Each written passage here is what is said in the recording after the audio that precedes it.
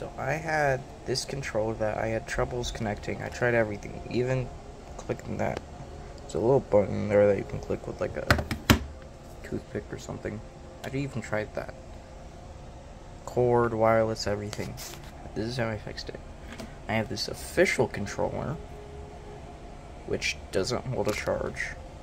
As you can see, it's plugged in. Click it, start charging. Goes that, and then turns off. What I did was I slowly did that because I could still press. I went to my settings, I went down to devices, I went to Bluetooth devices, and then I disconnected every other controller that was known on here. And then I went to the pairing mode where you just hold share and the PS button at the same time until it like flashes like blue or something like that.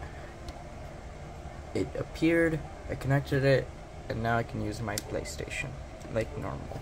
I just can't use this controller.